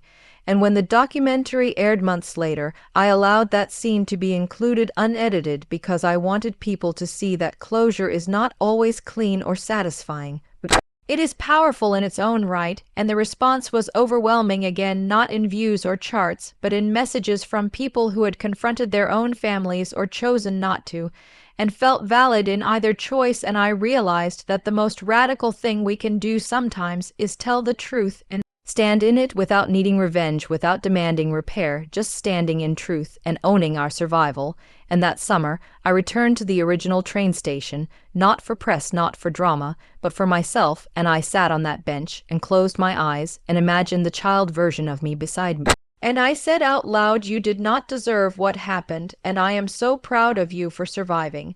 And a woman nearby heard me and smiled, and I smiled back, because healing is strange like that. Sometimes it takes years to say the things you needed to hear, but when you do, it lands like a key in a lock, and something inside clicks open, and the world feels different. The next chapter of my life did not unfold in public or under cameras or through interviews. It began quietly in the spaces that were just mine, the spaces I had earned after a life of being unseen. And for the first time in what felt like forever, I had the freedom to shape my days around peace instead of survival. And that began with a small home in the countryside, just an hour outside the city, where birdsong replaced sirens and the mornings smelled of dew and pine. And I filled the house with things that brought me comfort, not status, not approval, just genuine ease. And I adopted a rescue dog, a quiet old shepherd mix who reminded me of myself, tired but gentle and loyal. And we would walk the winding trails near the property, where I could think without interruption, where my thoughts could land without bouncing off chaos. And slowly I realized I was not afraid anymore, not afraid of abandonment, not afraid of quiet, not afraid of being alone, because I had learned that being alone and being lonely were not the same thing, and I was no longer lonely. I had myself, and that was enough. And I poured energy into my writing, not just the books that had followed the documentaries, but stories that had lived inside me for years, stories about strength and solitude and strange resilience. And one day, without planning, I started writing a novel, not about me, not about trauma, but about a girl who lived on a mountain and spoke to wolves, and the act of creating something without needing it to be true was the most liberating thing I had ever done. And days bled into weeks, and the book grew, and my heart settled, and the documentary team checked in now and then, asking if I had plans for more appearances, more panels, more interviews. And I said maybe, but not now, because this chapter was not about telling the past, it was about living the present. And I joined a community of writers online, sharing excerpts and trading feedback. And for the first time I had connections that were not tied to pain but to passion, and one of them a quiet man named Elijah, who wrote poetry that could stop your breath, sent me a message one evening that "Read your story cracked something open in me." I thought I was too closed off to feel, and we began talking, nothing intense, just words shared in the dark hours when silence felt safest. And over time those words built a bridge between us, a bridge that did not require explanations or defenses, just mutual recognition and respect. And we met months later in a bookstore where he was doing a reading. And when I walked in, he looked at me like I was exactly what he had imagined. And it was not a grand moment, no fireworks, no music, just two people who had survived different storms, finding shelter in one another. And we did not rush, we did not label, we simply existed side by side, letting trust grow naturally. And he never asked about my past unless I offered. And when I did, he listened with the kind of presence that makes you feel like your words are not just being heard but held. And I found myself laughing more, sleeping deeper, dreaming again. And I told him one night that I was scared not of him, but of letting someone in after building so much on my own. And he said, "You do not have to let me in all at once, just leave the door cracked, and I will wait." And I cried because no one had ever said they would wait before. And that fall I finished the novel and sent it to a small independent publisher, who replied with an offer that felt like a whisper of fate, and the book came out under a pseudonym, not because I was hiding, but because I wanted the story to stand on its own, and it did. And the reviews were quiet but kind, and a few called it hauntingly beautiful. And one reader wrote, "It reminded me that even the most broken things can be beautiful when given time." And I saved that review, printed it, and hung it above my desk. And in the quiet hours, when doubts returned, I would read it and remember that everything I had endured had led me to this life, not perfect, not easy, but deeply mine. And around that time I began teaching creative writing at a small community center near by, not for money, but for joy, and watching others find their voice was like witnessing little fires being lit. And I realized how rare and sacred it was to hold space for someone's beginning. And in those classes I met people who had never told a story before, people who thought their lives were too boring or too messy or too sad to matter. And I told them that every story matters when told honestly and slowly. I watched them open up, share, and bloom. And it gave me purpose beyond my own healing. It gave me a way to give back. And one evening after class, a teenager approached me and said, "I saw your film in school, and I did not know someone else had gone through something like me, and I want to be like you one day." And I knelt down and said, "Do not be like me, be like you. Just never let anyone make you feel small." And she nodded, and I saw something in her eyes that mirrored what I once was, not broken, but brave. And it struck me then that healing was not just a personal journey, it was communal. It rippled outward and touched people in ways we may never fully see. And that night I walked home and looked at my reflection and saw a woman not haunted but whole. And I knew that this chapter would never be sold or filmed or documented, because some parts of healing are sacred and private, and that is where they belong. And one afternoon, as I sat on the porch with Elijah and our dog asleep between us, he turned to me and said, "You know, you are not running anymore." And I smiled and said, "I know, I am finally home." And the air felt warmer, the sky wider. And for once, future did not scare me. It felt open, like a blank page waiting for stories I had not yet imagined. There came a time when I received a letter, not an email, not a text, but a real paper letter with my full name written in neat, careful script. And the return address was familiar in a way that made my stomach twist. And when I opened it, I saw the handwriting I had once known better than my own. It was my mother, and it had been years since we last spoke, years since that day at the train station, when I had been discarded like a joke that went too far.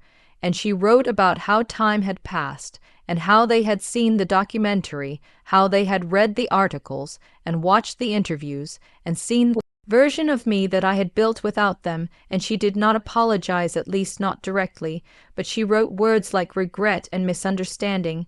And I never thought it would go that far, and we were only trying to teach you a lesson. And the more I read, the colder I felt, and there was no mention of the nights I cried alone, of the people who had hurt me after they left, of the way I had begged for someone to come back.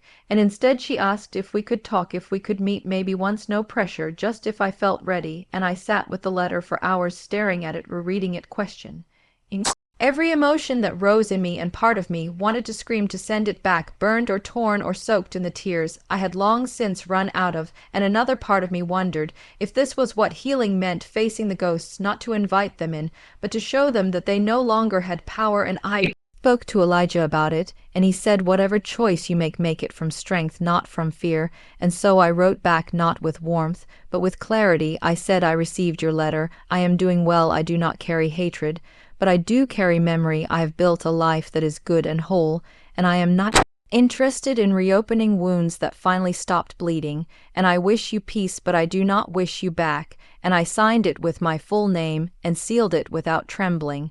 And when I dropped it in the post, I felt a strange weight lift, not because I had reconnected, but because I had responded not with silence, not with rage, but with the voice I had fought so long to find in days past. Then weeks and no more letters came, and I knew that was my answer, and I was fine with that. More than fine, I was relieved, and I turned my attention back to the present, to the stories I was nurturing, to the small community garden I had joined, where I spent mornings with older women who told me about their grandkids and shared recipes and never asked about my past, and one of them, named Gloria, reminded me of what a mother could be: kind, gentle, a bit nosy in the best way. And one morning, while we planted tomatoes, she said, "You have a quiet strength in you, the kind that only grows in storms." And I smiled because she did not know my story, but she saw me, and that mattered. And as autumn crept in, I was invited to speak at a small literary festival, not as the girl from the train, but as the author of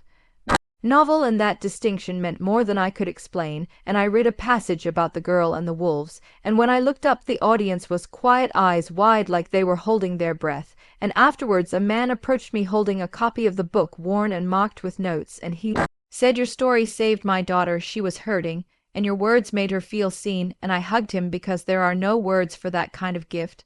And that night, as I walked through the cool streets of the town where the festival was held, I felt something I had not felt in a long time: safety.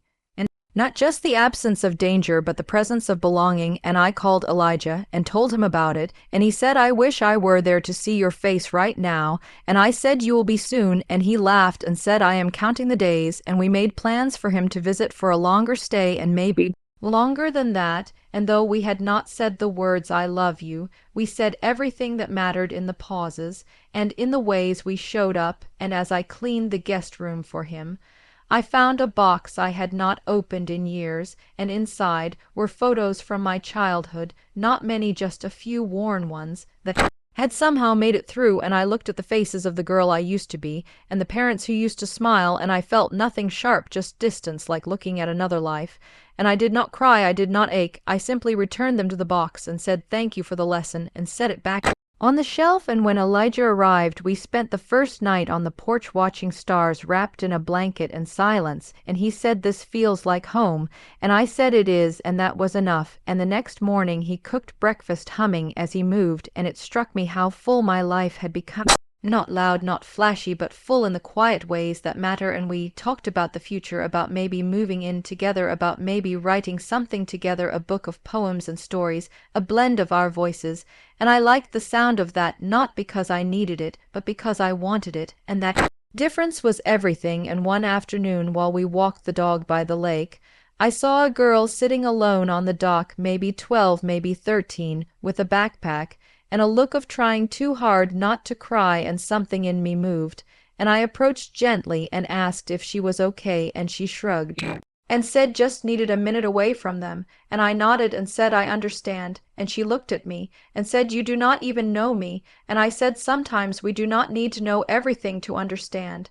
And she smiled a little, and I sat with her for a few minutes until she stood and said thanks and ran back. And I watched her go, hoping she would always find her way back. And Elijah said, "What was that?" And I said, "A reminder." And he just nodded and took my hand, and we walked home. And I knew that I had become the person I had once needed, and maybe that was the greatest revenge: not anger, not confrontation, but peace, a life so full and steady that those who tried to break me would never recognize the version of me that rose and kept rising, not because of them, but in spite of them.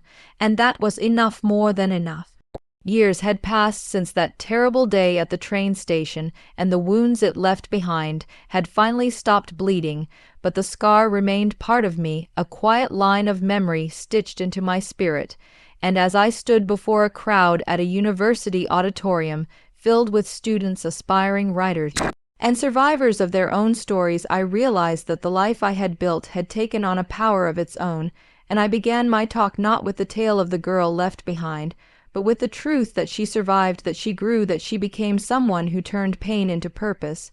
And I told them about fear, about silence, about the long stretch of nights when I thought I would disappear, but I also told them about the strangers who were kind, the mentors who opened doors, and the tiny victories that became stepping stones out of the shadows. And when I finished, there was silence for a moment before applause, and after the event, one young woman approached me with trembling hands holding a worn copy of my book, and said, "Your story gave me the strength to leave." And I told her, "Then hold that strength close, let it guide you, and never doubt your worth." And I walked away with tears in my eyes, not for what was lost, but for what had been found in its place.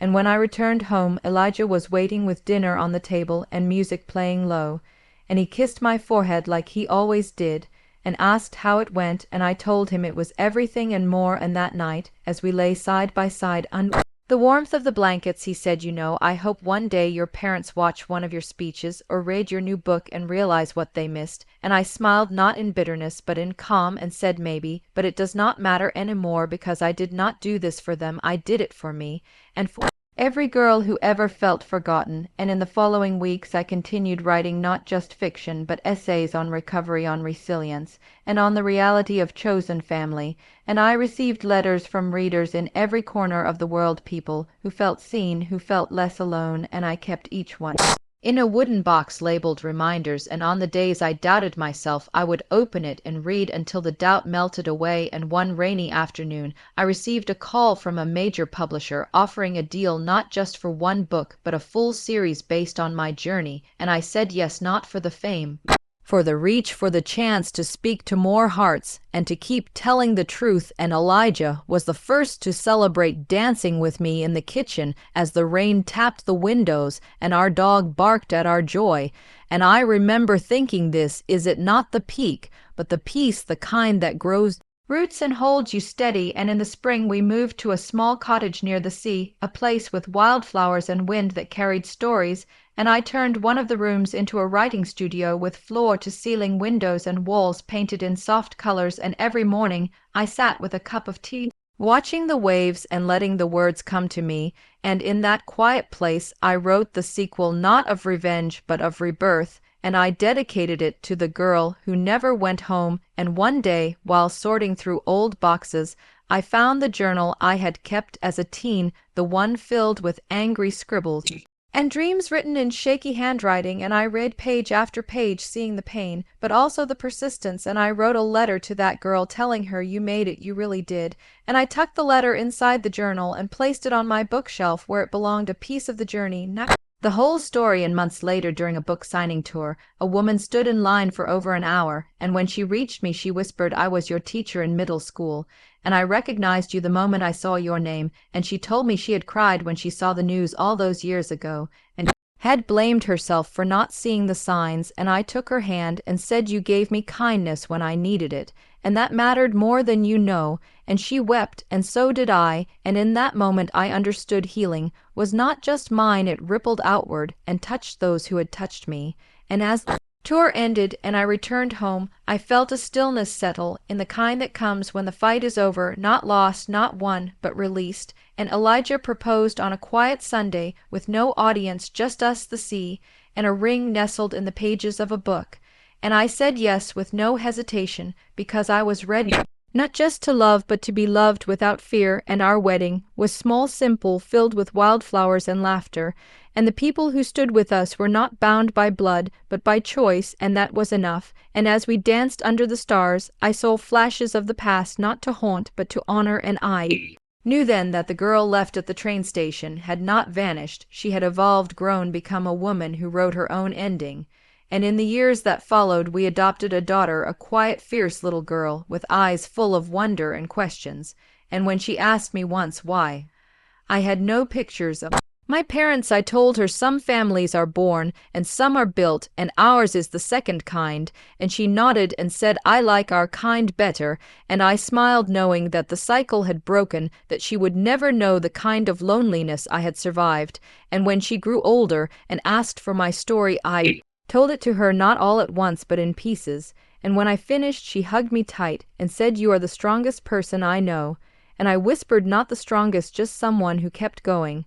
And that night, as I watched her sleep, I thought of all the girls who had been abandoned, discarded, forgotten, and I made a promise to keep writing for them, to keep telling the stories that mattered. And in 2033, when my memoir was adapted into a film, I sat in the theater surrounded by friends and family and watched as the screen flickered to life, showing a girl in torn clothes staring at a train disappearing into the distance, and I wept not for the pain, but for the power of memory, and for how far I had come.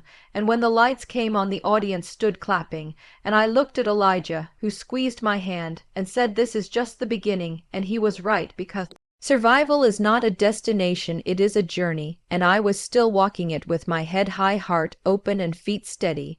And somewhere in the dark corners of the world, a parent might watch that film and realize the cost of cruelty, and somewhere a child might watch it and find hope.